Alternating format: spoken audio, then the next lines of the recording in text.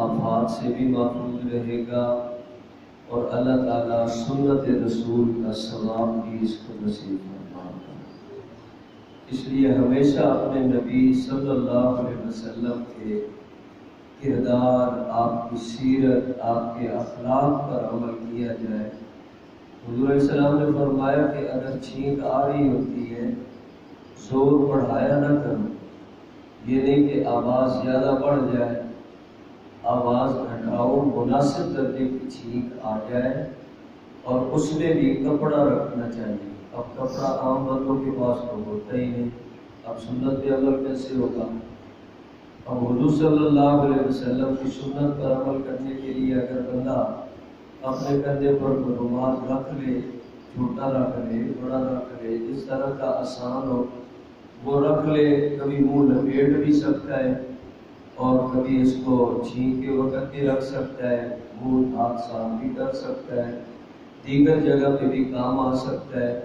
کوئی ایسی جگہ آتی ہے نیچے بچھا کر بندہ نماز ادا کر لیتا ہے، اپنا کپڑا ہوتا ہے، اپنے ذاتی استعمال کا بندہ اپنے ہر استعمال میں لا سکتا ہے۔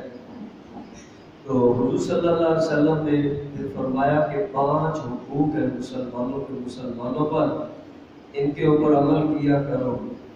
یہی چھینک ہے نا، تو اس کے جواب میں حضور نے فرمایا کہ مسلمان کو چاہیے چھینک کے جواب میں اپنے آپ کو ایسے حالت میں محسوس کرتا ہے تو اس وقت کہا کرے الحمدللہ۔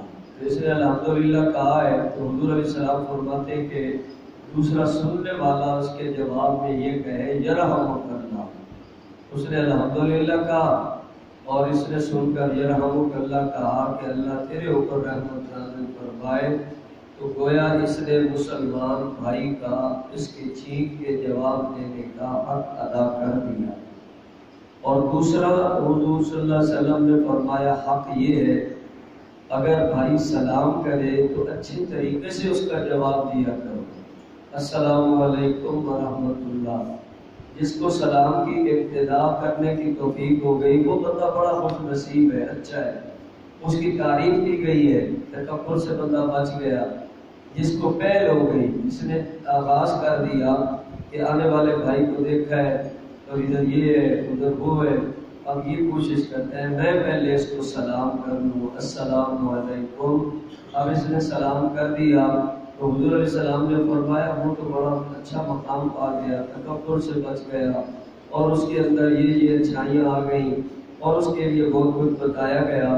تو جواب دینا ضروری ہوتا ہے، مسلمان اس کا جواب دیتے وعلیکم السلام ورحمۃ اللہ۔ یہ الفاظ بھی اچھے کیے جائے، السلام یا وائٹ ٹام یا ایسے الفاظ بگاڑ لیتے ہیں جلدی میں، یا کسی بھی الفاظ کا پتہ نہیں ہوتا تو اس طرح بھی خرابی ہوتی ہے، معنی بدل جاتا ہے اور سلام کا حق ادا نہیں ہوتا۔ سلام کا مطلب تو ہے دعا دینا، تو دعا کے لیے اچھے الفاظ ہیں لیکن ہم بھی اچھے طریقے سے ادا کرنے والے ہوں تو پھر ہی فائدہ ہے نا۔ السلام علیکم ورحمۃ اللہ، اب وہ ایسے اگر السلام علیکم کہے گا 10 نیکی ہے، ورحمۃ اللہ ہے اور 10 ہو گئی، وبرکاتہ اور 10 ہو گئی، اور اسی طرح بندہ جتنا اچھے طریقے سے السلام علیکم کہے گا اتنی زیادہ اللہ کی رحمت کو پائے گا۔ اور جواب دینا ضروری ہے، حضور علیہ السلام نے فرمایا 2 باتیں ہو گئی، اس نے چھینک آئی تو اس نے الحمدللہ کہا، تم نے اس کے جواب میں یرحمک اللہ کہہ دیا، حق بنتا ہے۔ اس نے سلام کیا، تم نے اس کا جواب دے دیا، اب یہ حق بھی تم نے ادا کر دیا۔ اگر کبھی وہ دعوت دے، کبھی کسی چیز کی دعوت، پانی کی، کھانے کی، کسی اور چیز کی، تو بندہ اس کی دعوت کو سنت سمجھ کر قبول کر لے گا، اللہ رب العزت اس کا بھی ثواب عطا فرمائیں گے۔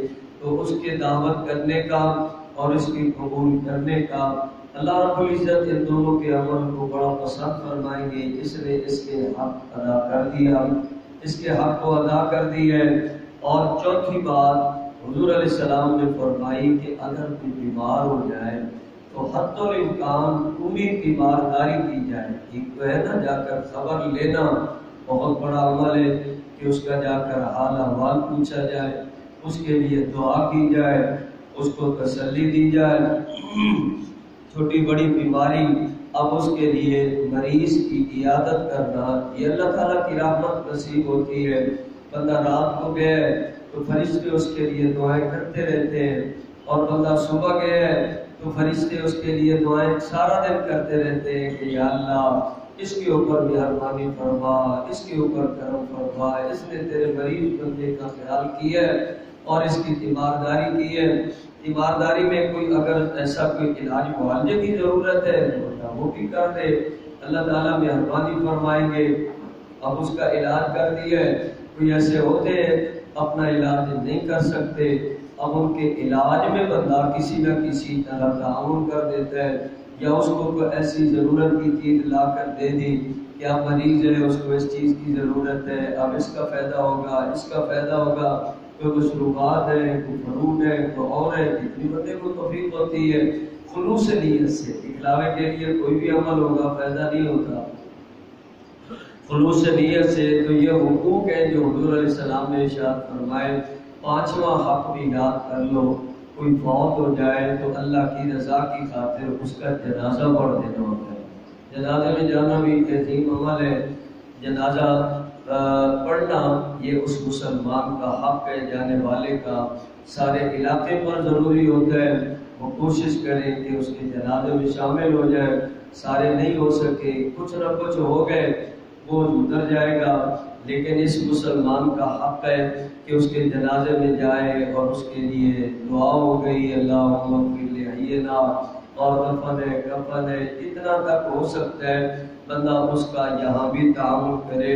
تو یہ ایک حدیث پاک میں یہ 5 حقوق ارشاد فرمائے گئے۔ حضور صلی اللہ علیہ وسلم نے مسلمانوں پر جو حقوق ہیں ایک دوسرے پر آتے ہیں، مسلمان ہیں آپس میں بھائی ہو گئے، ایک ہو گئے، اب ہم ایسے آگے نیک بننے کی پوری کوشش کریں۔ ذاتی طور پر عمل کرنا ہے، یہ نماز ہے اور یہ روزہ ہے اور یہ زکوٰۃ ہے اور خیرات ہے اور یہ ساری چیزیں، یہ سب اللہ کے قرب کا ذریعہ ہے۔